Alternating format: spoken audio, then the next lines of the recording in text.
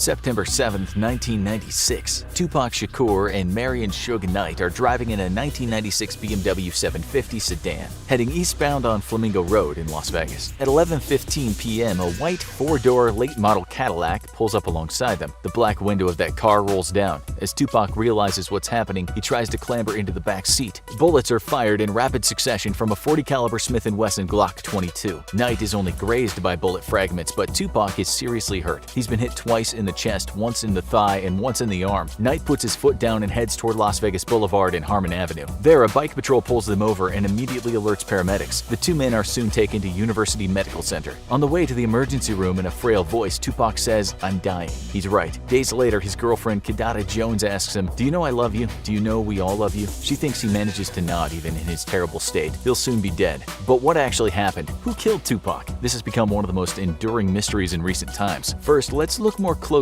at the events that night. Tupac and Knight had just watched Mike Tyson beat Bruce Seldon at the MGM Grand Garden Arena in Las Vegas. The fight lasted a grand total of 109 seconds. Another fight later broke out in the lobby of the hotel with Tupac and friends and Los Angeles gang Southside Crips member Orlando Anderson. Tupac was told by a guy in his entourage named Trayvon Trey Lane that Anderson had stolen his death row chain and pendant a while back in a Foot Locker store in Compton. Lane was a member of the MOB Pyrus gang, an enemy of the Southside Crips. Tupac approached the guy and said, "You from the South?" and punched him in the face. Soon after, he told his girlfriend that this guy had started a fight with me for nothing. He also told her, "Something's up, you stay here." MGM Grand video surveillance showed Tupac, Knight, and their entourage beating Anderson until security broke it up. There must have been about 6 people kicking the guy when he was down, a beating perhaps severe enough to enrage a man enough to commit murder. Just after 11 p.m., Tupac and Knight were driving down Las Vegas Boulevard, heading to Knight's Club 662, where they were pulled over by the Las Vegas Metropolitan Police Department Bike Patrol. They were told they were playing music too loud and asked why the car didn't have a license plate. There was one in the trunk, and the cops let him go. Just a few minutes later, they stopped at some traffic lights in an intersection at East Flamingo Road and Koval Lane. In the car behind were their bodyguards. There were 2 cars in front, and to their side, there was some woman in a car. Tupac rolled down the window and invited them to the club, paying little attention to what was going on elsewhere. Then that Cadillac pulled up beside them. It had California plates. Some reports state that the guy shot from the window, but others said he got out of the car. Whatever happened, 13 shots were fired at Tupac, who survived being shot 5 times just 2 years earlier. Wasn't going to survive this one. By the way, Tupac thought rapper and enemy Biggie Smalls had a hand in the previous shooting. Some people still think Biggie, a man that was gunned down in a way not dissimilar to the way Tupac was killed, was involved in the Las Vegas hit. All will be explained later. Okay, so what happened next? As you know, Knight sped off, tires screeching. Chris Carroll, who was then working with the Las Vegas Metropolitan Police Department, said he was on the scene when the car stopped again. He said Knight got out and was running around with blood gushing from his head. Carroll said in an interview years later, "I mean, the guy had clearly been hit in the head, but he had all of his faculties. I couldn't believe he was running around and doing what he was doing, yelling back and forth." He said he managed to open Tupac's side and his body just fell out of the car. Carroll, with a gun in his hand, grabbed hold of Tupac. Blood was everywhere. Knight started yelling, "Pac, Pac," while Carroll thought Tupac was almost dead. For that reason, he tried to get a dying declaration from him so the cops would have an idea about who had shot him. Did Tupac actually see who had pulled the trigger? There had to be a chance. Carroll said, "This is what happened next. And then I saw his face. In his movements, all of a sudden, in the snap of a finger, he changed. And he went from struggling to speak, being non-cooperative, to an I'm at peace type of thing, just like that. He went from fighting to I can't do it." Carroll said at that moment, Tupac looked into his eyes. Carroll looked back at him with a grave expression on his face, thinking Tupac might name the shooter. He asked again, "Who shot you?" Tupac took a breath as if trying to find the energy to get something out, and then he said, "F you." After that, he became unconscious. Tupac was taken to the hospital, with another officer on the way failing to get a dying declaration out of him. Nothing. Tupac was out of it. One foot was already in the grave. His girlfriend said that at one point in the hospital, he did regain consciousness for a very brief moment, and that was when she played a song called Vincent by Don McLean. She said his eyes seemed to move and he moaned a little bit, but he wasn't able to speak. When she said, "Move your legs if you can hear me," the sheets moved at the end of the bed, but then he was soon convulsing, and the end was near. Not weeks earlier, he told her he'd even consider having kids with her, despite the fact that he'd said before he didn't want to bring kids into a corrupt world. That night, he told her, "I'd take a bullet for you." When they were packing to head to Las Vegas, she asked him if he wanted to take his bulletproof jacket. He replied, "No, it'll be too hot." Had Tupac been able to talk on his deathbed, perhaps he might have been able to say a name. Had he not issued that blunt 2-letter pronouncement to the cop, maybe he could have uttered something that would have led to an arrest. Alas, he did not. Tupac never spoke again. So, who killed him? Well, the theories over the years have been churned out almost as frequently as rappers have been charged with serious crimes. One thing's for sure, Tupac had enemies. enemies, but then, back in those days where beefs were settled with bullets, just about every big name in hip-hop had some seriously violent enemies. An obvious enemy of Tupac that night would be the guy that got beaten up in the lobby. First of all, while Tupac might have told his girlfriend that some dude had just attacked him, the truth is Tupac started the ruckus. Anderson may well have snatched a chain from Lane in the past, but he didn't start that fight. He denied that he had anything to do with the shooting, although rumors surfaced that he had bragged about doing it. This he later strenuously denied, telling the Los Angeles Times in an interview that he was actually a big fan of Tupac's. It would turn out that this guy had a lot of different faces. One of the guys that was there that night was Yaki Gaddafi. He was a witness to the shooting. The police, though, didn't even follow up on this. Pity. This kid was found dead in a stairwell just 3 months after the Tupac shooting. It was said he was accidentally shot by Roddy Beal, a cousin of a member of one of Tupac's group, Outlaws. The cousin, the rapper Napoleon, later said in an interview that the accident had likely happened because the guys had taken LSD. Still, there are plenty of people that think that Gaddafi was taken out because of what he had seen. Just to let you know, we're not talking about fully grown adults here. When Tupac was killed, he was 25 and only 23 the first time he was shot. When Gaddafi was killed, he was 19. Napoleon was also 19 when it happened, although he didn't die. Biggie Smalls was just 24 when he was killed. There's evidence that the part of the brain called the prefrontal cortex doesn't stop developing until we're 25. This is the part called the executive suite, where rationality comes from, the organic machinery that tells you to calm down and not do something stupid. You could say this had a lot to do with the murder. As for Anderson, he was gunned down in 1998 when he was 23. He attempted to get some owed money from another guy and he shot him. A firefight ensued and Orlando died as a result. So was this guy Anderson a natural-born killer? His half-brother Pooh didn't think so, saying in an interview about him, he never caused a problem. One thing about him, he was always involved in positive things. Always, always, always. He said Anderson wasn't a gangster, nor did he kill Tupac, and he was actually just a fan. Still, the Compton cops said Anderson was definitely in a gang, even though he was one of the more quiet ones and actually pretty cool. Another friend of Anderson said this about him: "We all had problems with our parents. Our mothers were on crack and our dads weren't around.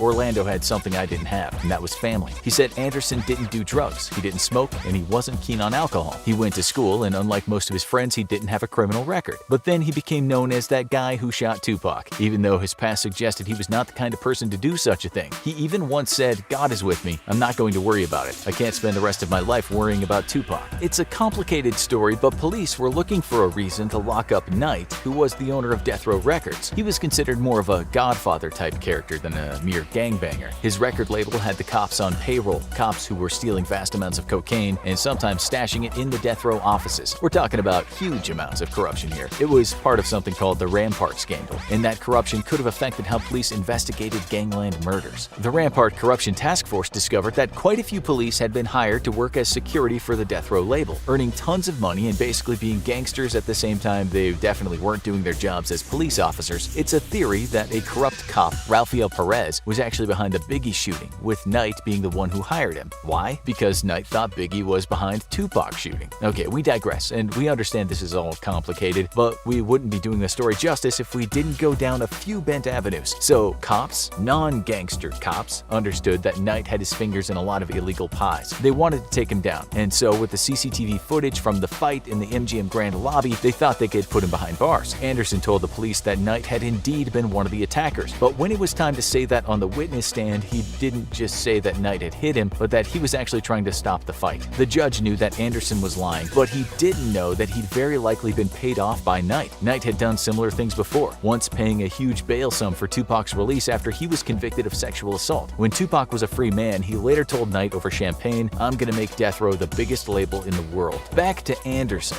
With the cash, he was going to start his own record label, but that didn't happen because he was killed. 2 other young men also died that day. By the way, all this happened just days after Anderson had settled out of court with Knight for the damages he suffered when he got the beating. Had he had lived, he would have gotten $78,000. Now we'll introduce you to Dwayne Keefe D. Davis, a former Southside Compton Crip who back in the day made millions of dollars selling drugs. He's also the uncle of Orlando Anderson. Davis, who now has cancer and is immune from prosecution, said not long ago it was time to come clean about Tupac's murder. He said he was in the Cadillac that night and so was his nephew Anderson. He didn't say who pulled the trigger, but said the bullets were fired from the back seat. In separate interviews, he claimed Anderson fired the gun. "As the rounds continued flying, I ducked down so I wouldn't get hit," he said. Davis said that driving the car was Terrence T. Brown, and he was beside him also in the front. He claims DeAndre Dre Smith and Anderson were in the back, but you can't ask Brown about that because he was shot and killed in 2015 in a Compton medical marijuana shop. You can't ask Smith either because he died of a heart attack attack in 2004. Both men were said to be gangbangers. Davis had said that the hit was due to the beating his nephew had taken, which fueled the fire that was already raging between the rivalries. He also said that there was a bounty on Tupac's head, $1 million offered by Sean Puff Daddy Combs, the man whose record label Bad Boy Records had Biggie signed to it. James McDonald, who was no stranger to gang violence and once worked security for Knight, confirmed that after that snatch of the chain in Compton, tensions heated between the Southside Crips and the mob Puro Bloods. He said that on the night of the murder, he was posted outside Club 662 and saw a Cadillac whose occupants were Southside Crips. He said as soon as he saw the car, he called his brother Anton, who was one of the guys who was involved in the beating. Anton, who was later killed himself in gang violence, was warned that the Southside is in Vegas and that something is up. If you look at this case, it seems in all likelihood the shooting was just another part of the so-called thug life, with someone basically being shot over a chain and a pendant. What preceded it was violence, and what followed was violence, and all in the name of not losing face in a world where respect was paramount but vitally missing when it came to human life. The writer Rob Marriott put it perfectly. It's become obvious to anyone paying attention that the gangsta image, for all of its force and bluster, is nothing if not tragic, a myth of empowerment with the capacity to rob our generation of its potential greatness. Mr. Knight is now serving a lengthy prison term for voluntary manslaughter. According to former LAPD officer and investigator of the Biggie and Tupac murders, Greg Kading, Knight was definitely behind the killing of Biggie. In a Q&A he did on Reddit, he said he's sure Anderson pulled the trigger that night. He also thinks Puff Daddy actually did offer that bounty. Still, no one has ever been convicted of the two murders. Now, you need to watch The Most Dangerous Streets in the World, or have a look at this.